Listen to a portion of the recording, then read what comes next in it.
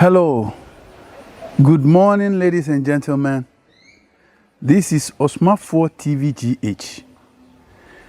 We are back on track. Now, there are so many questions that people want to understand, and that is why I'm holding this paper that has been written to me by a lot of people who used to listen to my messages. The first and foremost question, they are asking me about the desire of religious doctrine. The desire of religious doctrine. That they want to know which of the religions that has the true version of the whole story. In actual fact, to answer this question, we can go back to history and know what exactly took place before things came to what we are in today.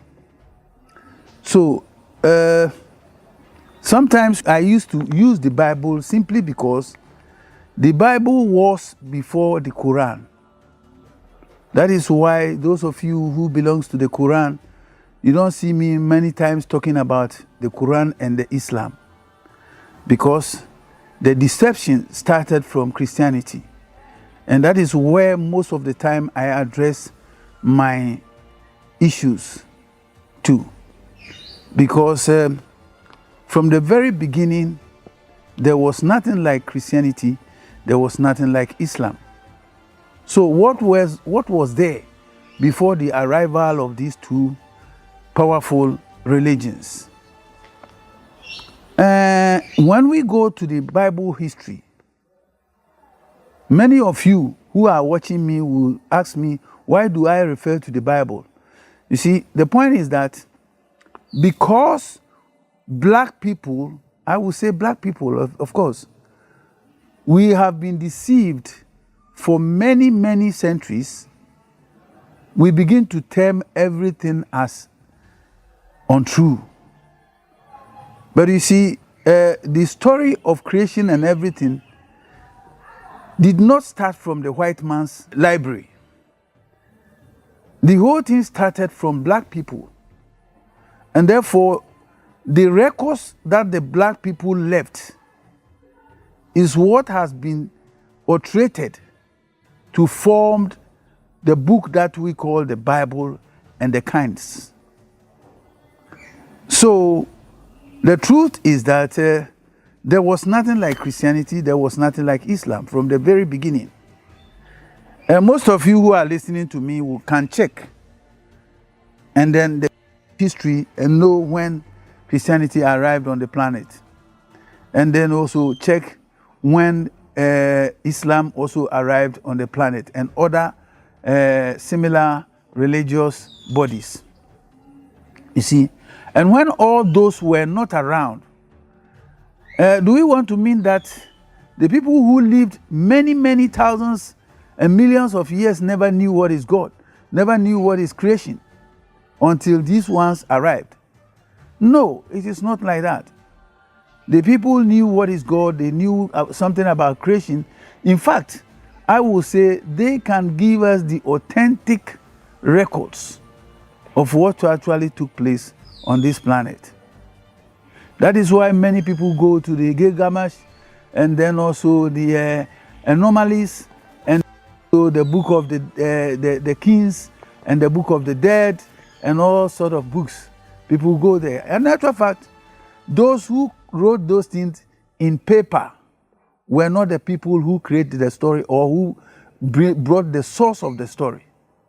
The people who brought the source of the story never wrote anything on paper because paper was not invented by then. They rather wrote all their stories on a clay-formed tablets. A clay-formed tablets. That is what they recorded their history on it. So, for us to get the correct information, we need divine intervention. Somebody will say, why is it that black people always talk about divine God and things like that? So many of you don't believe those things, but it does not hold any water. What is true is always true. What is true can never be changed by your belief. You see? So, from my own vision or dreams that I have had, of which I cross-checked and find out to be truth, is that I am speaking from the Akan cosmology point of view. Yes, I will let you know, I will let you understand. I speak from the Akan cosmology point of view, not any other.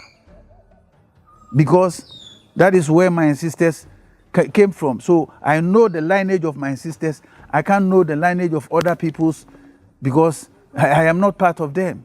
That is not a discrimination. Maybe somebody will say I am discriminating. Not. The only thing is that I have to tell people the truth. Not because I am Akan alone, but that is what I can prove.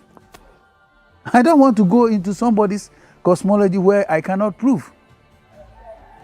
There are many people around or many tribes around who also have their story, the way the world was created and things of that nature. I am not part of them. And therefore, I can't speak for them. They have to speak for themselves and then prove. I am speaking from Akan cosmology point of view. The way my ancestors spoke about the creation of this planet and the practices of what we call God. That's what I'm talking about. So, if somebody has put in this question about the desire of religions, doctrines, you see, religions, doctrines, I can say right from the very beginning, our ancestors were traditionalists. They don't belong to any of the current religious beliefs. They were all traditional people. So, from what I have observed and what I was told in my dream, somebody will say in your dream, of course, yes. If you don't dream, it means your spirit is dead or sleeping. You got to wake up and see what is going around you that is in the dream. So, from that point of view, what I have observed is that they were practicing God. In reality, they were not worshiping God. And so that doctrine was what is there right from the beginning. That is the traditional way of practicing God. What do I mean by say practicing God and not saying worshiping? Of course, they were practicing God, but not worshiping God, as many of you believe today. The difference between the doctrine and the ancestral way of practicing God, practical aspect of God, if somebody is practicing God, he knows in reality that he don't supposed to lie. He or she don't supposed to steal. He or she don't supposed to be criminal by killing other creatures or killing other people. He don't supposed to rob them. He's supposed to share with everybody. He makes sure that he practices God. He does not worship God. You see, the traditional way in the ancient, that is why in those days, you will see people in a village, no item of people get lost. And in those days, they don't build houses like Guantanamo Bay, where you have many iron rods in your windows, in your doors and everything, of which you yourself, you are in prison already. It wasn't like that in those days, because they were practicing God. And therefore, everybody knows what is right and what is wrong. And therefore, they chose to practice the right way of life. That is the practical aspect of God. So they were not worshiping God. They were rather practicing God. But when religious bodies like Christianity, Islam, and others came in, they started worshiping God and never believe in practicing God. These people do not practice God, but they rather believe in worshiping God. You see, so this is the difference between the ancient traditional people and then the current religious people. These are the differences. The ancient, they practice God, but currently they worship God. That is why nobody fear God, because he has chosen to worship and dancing and singing and do all sorts of things, but to practice God has become a difficult thing for them. So if somebody is asking me the desire of religious doctrine, this is what I'll say. Religious doctrine teaches you how to worship God. It doesn't teach you how to practice God. Religious doctrine makes you to believe, not to accept facts. So the religious bodies are always believing. They don't want facts, because facts are not to be believed, but facts are to be accepted, because they are facts. There's difference between you accepting and then you believing. A belief comes from the word assumption. Of course, I am not an Englishman, but I know that if you say you believe, it simply means you can't prove what you are talking about. It simply means you can't even fathom what you are talking about. You are just believing. And therefore you go on say, I am going to worship God. And that is where your belief lies. This is what religious doctrine is teaching people. It's not teaching people to practice God. Because when you practice, you will see the results. And the results become a fact. It doesn't become a belief anymore. But when you don't know, you do not practice, you always continue to assume. So you are being led by assumption. That is why you are a believer. A believer of Islam, a believer of Christianity, a believer of Judaism, a believer of Hinduism, a believer of whatever. But when you practice God, that is where you see the reality. When you practice God, that is where you see the reality, so you don't become a believer. Because you have the facts. So you don't believe anymore. You have accepted the fact because you have witnessed it. That is the practical aspect of God. Because when you practice it, you will see what you're supposed to see. But when you believe it and you don't practice it and you worship, you don't know anything. So the belief system in religion is what is making my people dormant. And I am so much worried about that. That is why I continuously to teach people or to speak to people so that they will come back to the reality of what is about, what is their real being and what they're supposed to do on this planet. Okay, so the person is asking me what is the truth. All this religion. I think I've answered that in all that I've spoken. So the next question he also asks about Islamic doctrine and what God. Well, when you talk about Islamic doctrine and their God, I know that there are many gods and people will doubt me, but your doubt will not hold any water because it's a fact. Because if there has been one and only God, the practical aspect of that God should be only one and shouldn't be difference. Some people practice this way and they say it's the same God. Other people practice the other way and they say it's the same God. So you must believe because you are a believer. You don't want facts. Because if you want facts, you will check to know why there is no one way to that person, that energy. Why many ways? So are you telling me that that same God who goes and tells these people, face the east, put your head on the ground, and then he goes and tells these people, oh, no, just dance and shout and make noise. Rag, bag, bag, bag, bag. That is the way. So which one is which? Which one is which? Do you want to tell me that it is the same God and therefore that God is deceiving other people? What do you want to tell me? The fact is that there has never been any one God in the system before. There are many, many gods. That is why my God, who is the Hebrew God, always warned my ancestors not to depart from him and go and worship or follow any other gods. If there had been none, why will he say, I am a jealous God? Jealousy comes in when there is a competition.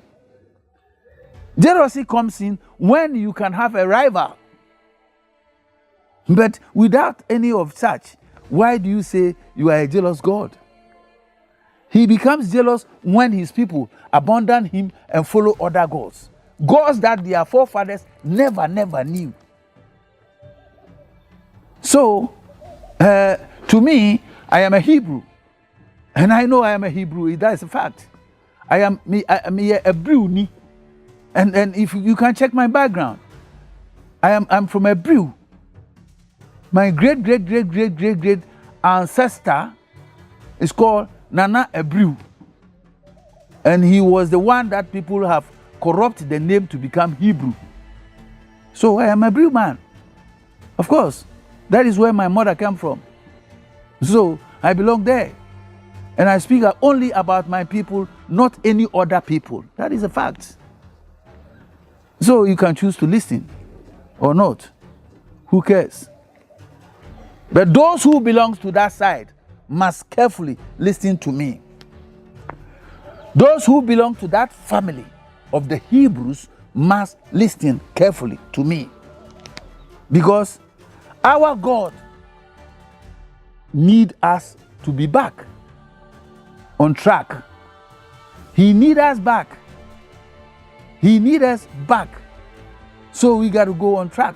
That is why I am gathering the Hebrews. I am not gathering the whole world. And that is not to say I am a greedy. No. It's a prophecy that must be fulfilled. So I go according to the prophecy. So that is it. I know I am not from Arabia. And I know that the Hebrew God does not know any other place than the Hebrews. The Hebrew God only sent people to speak to his people. That is why in the scripture, God never sent any of his people to go and speak to any other nation than his people. For Kwakumosi, he will tell him, tell the Israelites this. He did not say tell the world. Okonfo Yesu comes, he said, speak to my people, the Israelites. He did not say go and speak to my people, the whole world. So many of you who are deceiving people that the story in the Bible is a story for the whole world, you are deceiving yourself. The story in the Bible only speaks to the people of Israel. And that is why that God feels it is important for him to gather his people. I am not trying to be biased. I'm only saying the truth. Of which you yourself, when you go into the scripture and you speak from the scripture, you will know that that God never spoke to any other people except the people of Israel, except his own people. But today, many pastors, many people, they think that God was for the whole world. He was for the nation of Israel. He was for only the Hebrews. He was not even for the Jews. He was for only the Hebrews. So people must get this thing clear. Those who say they are Jews, Judaism does not justify your citizenship in Israel. And then others must get it clear that slavery is not a license to a nationhood, to become a citizen of a nation. You got to find your roots. You got to be sure that you are included. That is a fact. Because many other tribes were among the slavery who were not part of the nation of Israel. The fact that it is written that you will be taken to slavery and so does not mean that it was only you who was taken. Other people were also taken as well. Then they come and tell you that, oh, the nation of Israel was 12 tribes. I laugh it out. Of course I laugh it out. If you people can prove to me what is meant by a tribe, then I will tell you it is not true. I will tell you point blank. It is not true. It is not by Jacob that we had all the tribes they are talking about. No. And of course, the tribes were only, I am repeating it. I've said it in my previous videos, but people continue to ask. That is why I'm repeating this message. The people of Israel were never 12 tribes. Maybe they are talking about the horoscope. That one, yes, they say it's 12. Okay, to them. But as for the nation of Israel, was never 12 tribes. So they say, oh, the people scattered all over the... They scattered, really? They scattered, but not to where you think they went. I'm telling you, if these people will be scattered, they ran away from that place, entering, how do you call it, Africa. They ran away from the north side, from the south side of Africa, because the globe, as we are seeing today, was not the original position of what we are seeing today. If you want to know the ancient globe formation, you just turn the current one upside down, and then you can get the correct positioning of countries and continents. It was only turned upside down because of white supremacy, so that the America, the Europeans will come up, whereby Africa and other countries will go down for white supremacy. But in reality, they were down and we were up. So when we say originally, the nation of Israel was in southern part of the African continent. This is what we mean. It doesn't mean that the current position of the South Africa is what we are talking about. We are talking about the original position, because if you turn the global map upside down, you will see that the Middle East will come down and then the South Africa will go up. That was the original position. So this is what we are talking about. So people who are making hula balu and say Jerusalem is, you are just disturbing yourself. Please, you got to understand. Yes. So talking about whether their doctrines are good or not, for me, I would say any doctrine that comprises with worship is not what any God said. Because in my own language, when we talk, that is the Hebrew language, when we say worship, we call it osum or sum. That is worship, osum. You see? So how do we, in terms of my language, that is the Hebrew, how, if we say somebody is, if you say osum, what does this really mean? It means you work for that person. You work by cleaning his house, by washing his clothes, by cooking for him, by doing all sort of work that the person needs. That is what we call awesome. But in those of you who says you are in that level with God, how many of you goes to fetch water for him? How many of you goes to wash his clothes? How many of you goes to cook for him? How many of you clean his house? How many of you that you are claiming that you are worshiping him? Is it the dancing and jumping that you call worship? God does not dance. God does not jump. He doesn't need any of this. All he needs is the practical aspect of him. The practical aspect. Because you want to be so wicked, you decided to worship instead of practicing God to become perfect like him. You don't want to become perfect like God. You only want to deceive yourself by saying you are worshiping him, whereby you don't cook for him, you don't wash his clothes, you don't fetch water for him, you don't clean his house, you don't do anything. You don't need any worship of any kind. All you need is the practical aspect of the God you are talking about. That is what we're supposed to practice. So that we remove all this hulabalu about religion, about different ways of practice, doctrines. Then we all will conform to one body by practicing God, which is love your neighbor as yourself. That is the whole thing. But it is so surprising and wonderful that human beings don't want to go according to the rules and regulations of nature, which is God. What do I mean by that? They hate each other, but they love God. They hate each other, but they worship God that they don't know, they have not seen before. They worship him, and they hate somebody they are seeing, somebody they can move together with.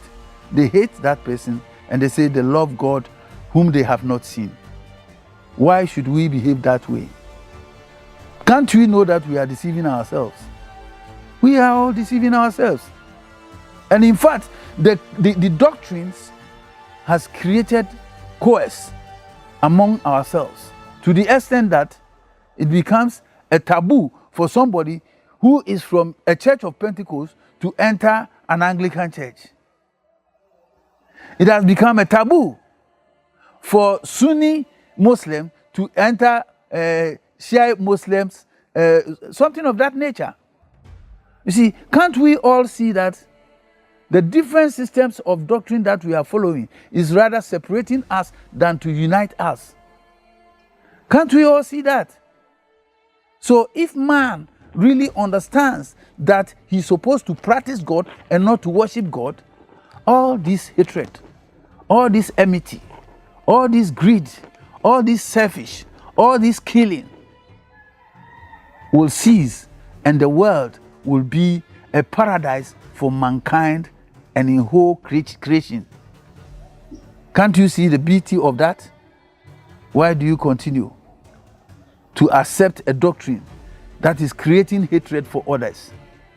A doctrine that is making you to kill people, innocent people, because they don't follow your doctrine. And one thing people should know is that nothing that you will do on this planet, Earth, that will be forgiven, especially the Christians. There is nothing like forgiving. If there should be any forgiveness, it must be an individual. I must forgive myself. And how do I forgive myself?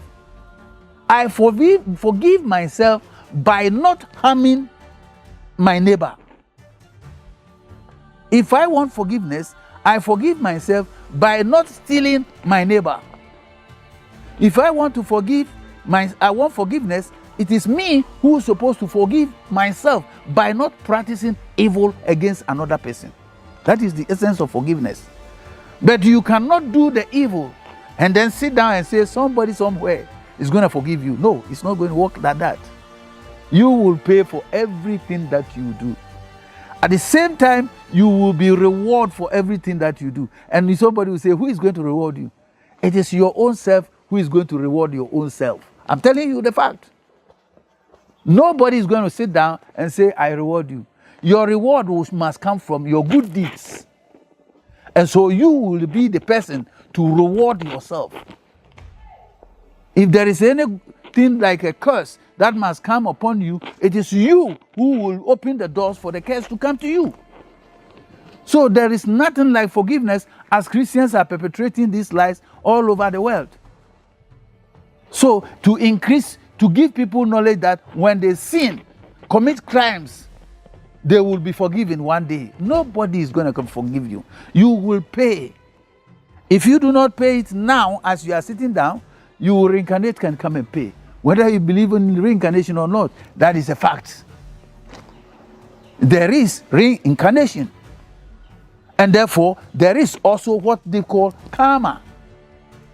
So many people around the planet who are suffering, and they are crying, oh, I'm suffering. There is nothing that is working for me. I have tried so many. Yes, because you are forgetting the past. That is why you are crying.